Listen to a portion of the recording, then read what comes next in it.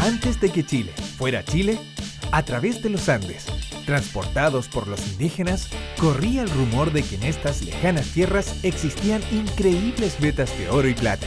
Inspirados en que se encontrarían con tal riqueza, Valdivia y Diego de Almagro decidieron viajar hasta nuestro territorio. La minería existe en Chile desde mucho antes de que nuestro país fuera colonizado. A través de la historia ha ido cambiando, adaptándose a los nuevos habitantes del territorio, de sus necesidades y de sus tiempos. ¿Cuáles son las huellas de este pasado? ¿Cómo vivieron estos antiguos mineros? Bienvenidos a Chile Minero.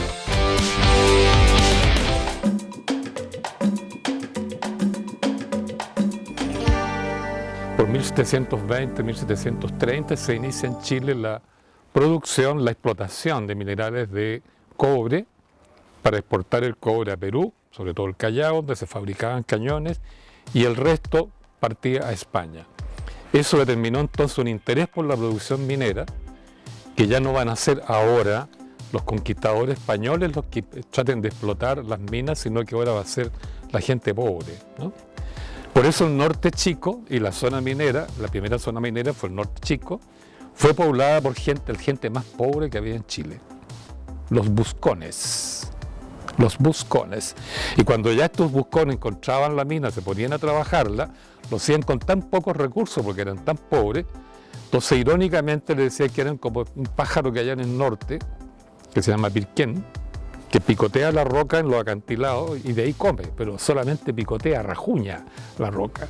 Entonces esta gente que solamente rajuñaba la tierra para sacar el mineral lo llamaron pirquineros, ¿no? Igual que el pirquén del pájaro. Entonces ellos desarrollaron la primera tecnología minera, ¿no?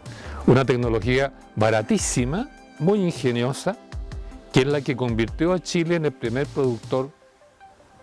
el primer exportador mundial de cobre desde el siglo XVIII hasta casi fines del XIX.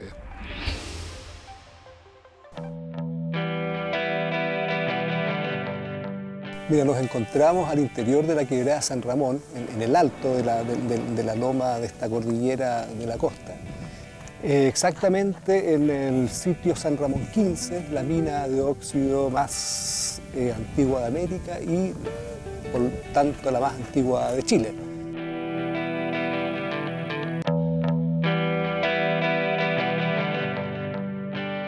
La quebrada San Ramón está a unos 2 kilómetros al norte de la ciudad de Taltal y uno tiene que ingresar hacia adentro por la quebrada San Ramón, caminar 2 a 3 kilómetros, subir la ladera norte de la quebrada y recién ahí en la cima de la ladera norte de la quebrada San Ramón uno se encuentra con la mina.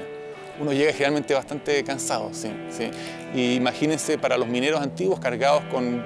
Hay martillos o yunques que ellos subieron de 16 o 20 kilos que tenían que subir de alguna manera desde la playa, en algunos casos de 2, 3 o 4 kilómetros de distancia con sus herramientas para poder realizar su actividad. La actividad minera era una actividad muy preponderante dentro de los modos de vida de los más antiguos habitantes del territorio, en particular del norte de Chile y en particular en este caso de la zona de Taltal, ya que los minerales les proveían de algunos de los materiales que eran fundamentales para sus ceremonias, para su arte, para sus expresiones artísticas. Bueno, esta mina fue explotada por comunidades huentelauquén. Eran comunidades cazadoras, pescadoras, recolectoras de hace 12.000 años atrás. Cuando moría una persona, lo pintaban de rojo también de alguna manera como simbolizando que la muerte del cuerpo no era el fin de la vida, sino que era el inicio o quizás de una nueva forma de vida. Entonces para eso en el fondo habían descubierto que habían ciertos minerales que tenían ciertas propiedades y por lo tanto aprendieron dónde se ubicaban estos minerales y cómo se explotaban para poder extraerlos y usarlos. Como protector solar también, si tú te colocas pigmento, hematita, óxido de hierro en la piel, te protege del sol. Y los cronistas españoles cuentan que cuando llegaban los encontraban estos hombres rojos y según ellos era porque bebían sangre de lobo marino. Pero hoy en día nos damos cuenta que ellos lo que sí hacían era teñirse el cuerpo como una forma de protegerse del sol. Al mismo tiempo fue utilizado en las balsas de cuero de lobo para impermeabilizarlas. Realizaban algún tipo de pasta para impermeabilizar las balsas de cuero de lobo. Una de las cosas que llamó la atención cuando hicimos el hallazgo de la mina San Ramón, fuimos con un pirquinero de Taltal. Nos contaba que trabajando en minas parecidas en el interior de Taltal con herramientas de acero, decía él que los más forzudos mineros lograban avanzar con los combos y con las barretas 10 centímetros al día. Y resulta que esa mina, que tiene en algunas partes 8 o 10 metros de profundidad, fue exclusivamente explotada con mineros que no eran de tiempo completo y con herramientas exclusivamente de piedra. Entonces lo que hicieron ellos fue buscar y conocer cuáles eran las propiedades de las distintas rocas del ambiente en el cual habitaban. Y seleccionaban aquellas rocas que por su dureza y por su forma eran las más idóneas para la actividad minera. En el fondo ellos sabían que iban a necesitar palas, necesitaban picotas, necesitaban barretas, pero no podían ir a comprarlas al supermercado. Entonces, en el fondo lo que hacían era buscarlas en la naturaleza. De alguna manera que tenían que dar cumplimiento a las mismas etapas que hasta hoy día la gran minería del cobre tiene que cumplir. Hay que extraer la roca desde los cerros, hay que chancarla, hay que separar el mineral que tiene valor del que no tiene valor. Las mismas etapas se cumplían siempre, hace 12.000 años. El hallazgo de la mina es importante porque hasta el día de hoy la gente en Taltal se reconoce como una comunidad minera en gran medida. Son pescadores y son también mineros. Y la minería sigue siendo una parte importante de la identidad de muchas personas en nuestro país hoy. Y de alguna manera este hallazgo muestra que su actividad, la cultura minera, por llamarlo de alguna manera, es una de las actividades más antiguas del territorio. Y por lo tanto lo que ellos hacen, los trabajadores mineros, es ser parte de una historia que es más larga que quizás cualquier otra historia dentro de nuestro país.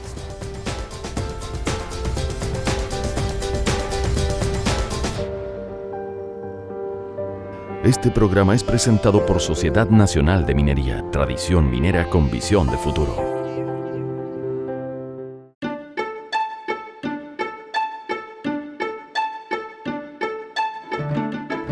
La oligarquía chilena había juntado mucho dinero exportando trigo y su dinero comenzaron a invertirlo en la minería, pero de la siguiente manera.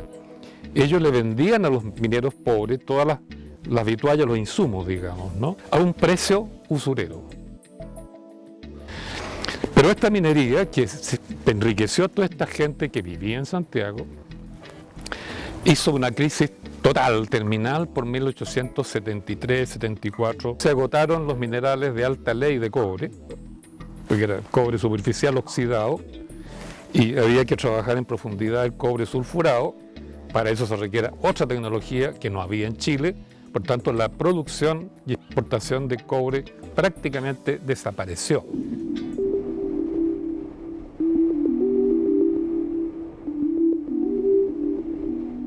El hombre de cobre es un cuerpo momificado naturalmente que se encontró en lo que hoy día es Chuquicamata. En ese momento era solamente la localidad con el nombre de Chuquicamata, pero no era la mina que conocemos hoy día, si bien existían algunos trabajos mineros, pero a muy pequeña escala. Y se encontró en un pique, cuando se realizaban justamente estos trabajos a pequeña escala, un cuerpo recostado, en posición fetal, más o menos semiflectado, cubierto con un color verde, que era el cobre impregnado a través de los siglos, y por eso recibió el nombre de hombre de cobre. Es del siglo VI después de Cristo. Bueno, toda el área de Calama, San Pedro de Atacama, en general, esa zona era muy valorada por las mismas razones que hoy en día, por la riqueza mineral. Fueron los primeros mineros obteniendo minerales de alto nivel de pureza, sobre el 80%. Si bien las minas no son como las que conocemos ahora, pero sí tuvieron sus primeras minas, las prehispánicas. Aquí había un cobre estañífero que era muy apreciado porque era como un bronce en estado natural, ¿no? O sea, era un cobre de gran maleabilidad. Era un joven, alrededor de 20 años, un poco más, un poco menos. Por los estudios que se han hecho, al parecer no era un minero profesional, sino que era un trabajador ocasional buscando fortuna, digamos. Y bueno, no era también por estudios, todo esto es por confirmar, pero aparentemente no era local también, entonces venía de otro sector de los Andes y se encontraba entonces de manera fortuita trabajando, extrayendo un mineral cuando encontró la muerte. Se le desplomó el techo de la mina sobre él, ¿no? Y el cadáver se cuprificó, entonces un cadáver que está verde, es muy impresionante y tiene todas sus herramientas, sus martillos, en fin, su cocaví, todo lo que estaba comiendo. Se había especulado que podría haber muerto a causa de los golpes en el derrumbe, pero después, al parecer, producto del derrumbe, se fue agotando el oxígeno y murió intoxicado por el CO2 de su propia respiración.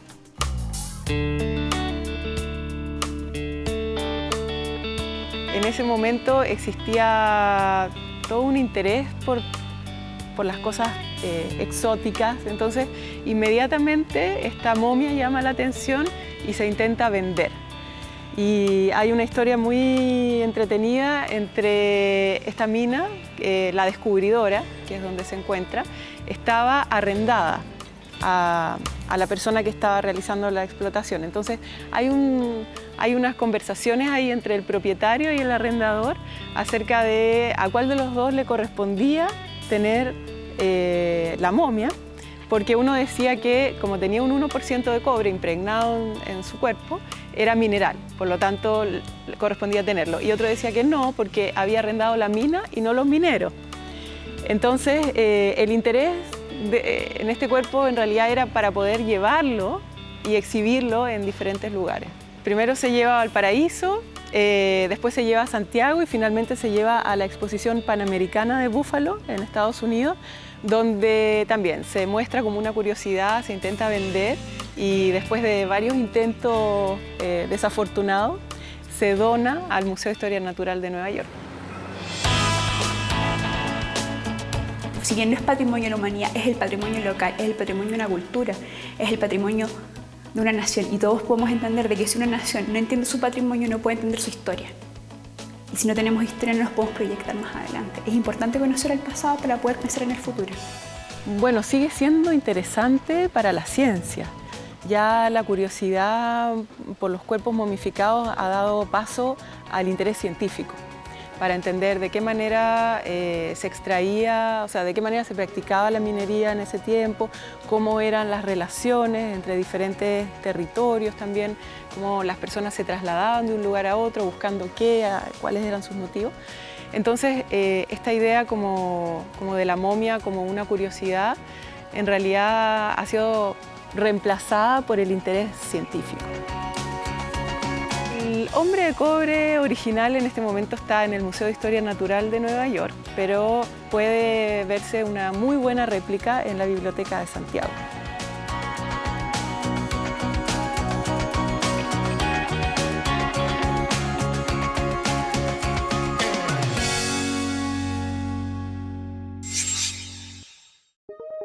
Chile se convierte en un país minero, cuprífero, pero al calor de la inversión extranjera. Entonces el capitalismo internacional es el que viene, digamos, a reanimar una economía minera que había experimentado una crisis tremenda por 1870 y 80. Y ahí aparecen en el siglo XX chileno la Anaconda Copper Company, la Braden Copper Company, la Kennecott Copper Company, lo que se llama la gran minería del cobre, que exportan enormes cantidades de cobre, pero donde la ganancia queda casi en su totalidad para estas grandes compañías, ¿no? En consecuencia, el Estado chileno, para promover el desarrollo, tuvo que pensar en cómo obtener ganancia e ingresos a partir de la gran minería del cobre.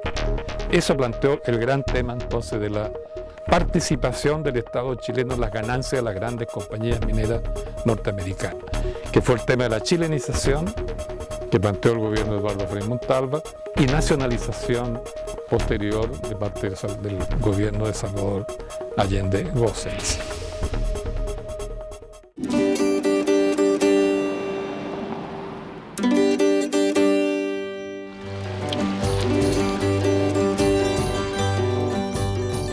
el desarrollo de Calama está ligado a lo que es la explotación minera. Primero con la cultura del salitre y posteriormente con la cultura del cobre. Hace 1500, 2000 años atrás, aquí se fundían metales, específicamente el cobre, con técnicas muy rudimentarias, pero grandes adelantos para la época. A partir del 23 de marzo de 1879, esta zona es ocupada por el gobierno de Chile y comienza un desarrollo como proveedores para lo que eran las salitreras.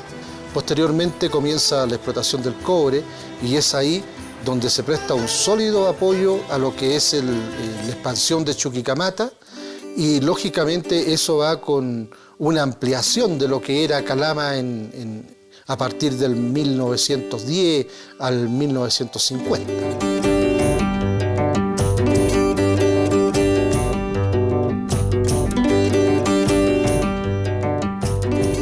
Vivir en una zona extrema como esta ciudad, por sus temperaturas, en verano, en invierno, hay yo diría una connotación muy especial desde el calameño con raíces andinas, que en cierta medida recoge también el enganche de aquellos que llegaron en la década del 40, 50, desde regiones del sur, también buscando al inicio de la industria minera del cobre particularmente un mejor destino. En términos mineros se habla mucho de los crisoles, y que es lo que funde los metales. Y en este caso yo hablaría de un calama que también es un poco un crisol, que ha conformado el minero, el hombre que habita esta zona. Tiene mezcla de los mineros del salitre, tiene mezclas con la gente campo que llegó de la zona central, con los mineros a lo mejor que emigraron desde el sur boliviano, del sur peruano, y que conformaron esta cultura con rasgos propios.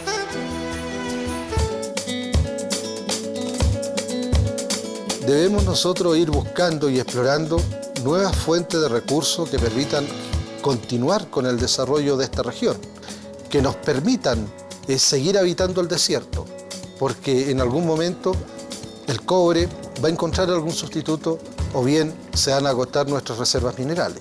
En este momento somos los gestores principales de los recursos mineros y económicos que sustentan el país. Entonces debemos de tener una mayor preocupación a nivel de Estado con esta región del país que se ha visto por décadas, por no decirlo desde siempre, postergada en relación al avance y desarrollo que tiene el resto del país. Buscamos ser un Calama sustentable, sostenible, y para eso estamos apostando a nuestro llamado Alto el Lobo a pueblos del interior, para que sea la industria del turismo la que futuro, después de la minera, también nos entregue alguna divisa para aquellas familias que queremos todavía seguir viviendo por mucho tiempo en esta ciudad.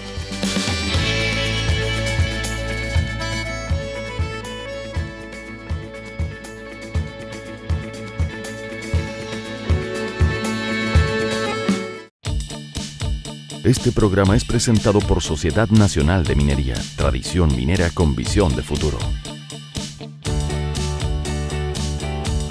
Los pirquineros, los mineros pobres, los buscones, son los que van a convertir a Chile en un país minero, desde el siglo XVIII hasta muy avanzado el siglo XIX, y con tecnología pirquinera, ¿no? Esto es bien importante porque al comienzo, después de la independencia, llegaron los ingleses. Y los ingleses venían dispuestos a producir cobre y plata en grande, entonces crearon sociedades anónimas en Londres.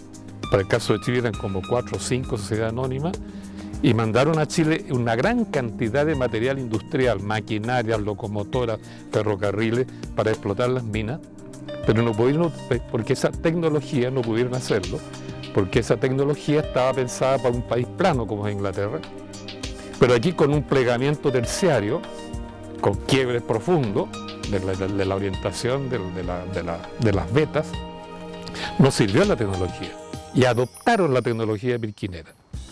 Por eso Chile se convierte en un gran país minero con una tecnología popular pirquinera, barata, primitiva, pero eficiente.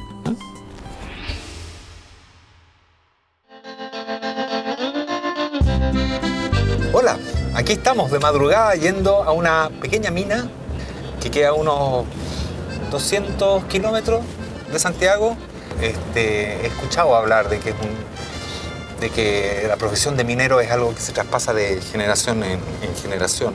Hay algo curioso ahí que me gustaría justamente investigar. Aquí estamos en lo que es la parte más alta de la cordillera de la costa. ¿Qué altura? Estamos sobre el nivel del mar. Estamos a 1100 metros. ¿Ya? El camino entre La Ligua y Cabildo. ¿Cuántos son los que trabajan acá? Acá trabajan 9 personas. 9 personas. Como mineros, digamos, en la parte extractiva. El trabajo acá es bastante familiar. Nos conocemos todos. ¿A qué hora se levantan en la mañana? A las 7 de la mañana. ¿A las 7 de la mañana? 7 de la mañana. Ya. Ustedes conviven de lunes a viernes, o sea, son una familia. Sí. Ya. ¿Y quiero saber más o menos cuáles son los roles dentro de esta familia? ¿Quién es el papá acá? El papacito. La mamá.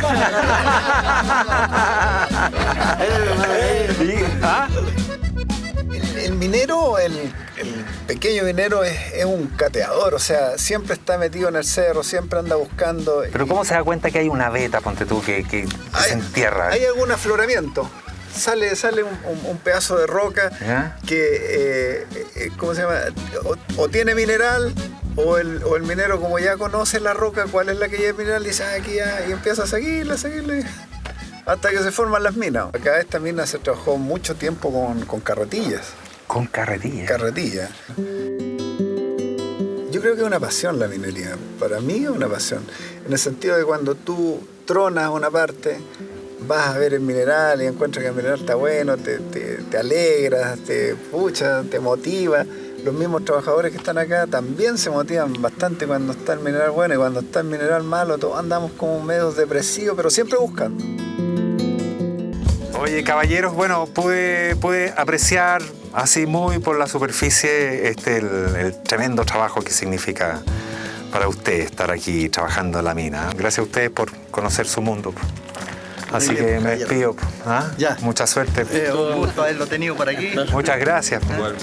Chao, Francisco. Gracias por todo. Por tu visita. Que le vaya bien. Pues. Sebastián, un Chaito, pues. Gracias por la empanada. De vuelta a Santiago ahora, fue un gran día. Se nota que es un trabajo heavy, tremendo, incomprensible desde el punto de vista de que efectivamente los mineros aman estar ahí. Me voy contento, estoy agradecido por esta experiencia. Estamos pasando por La Ligua, así que naturalmente nos vamos a detener a comernos unos dulcecitos de La Ligua. Así, con la alegría del trabajo bien hecho, todos los días miles de mineros extraen lo mejor de nuestra tierra. Somos, por algunos años, habitantes pasajeros de la historia, pero la minería se proyecta mucho más allá de nuestro tiempo.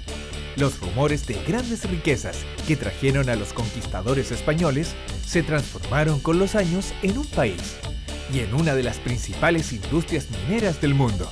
Hoy en Chile se siguen descubriendo y explotando yacimientos de diversos minerales, y como privilegiados testigos podemos mirar un futuro que se proyecta mucho más allá de nuestro propio tiempo.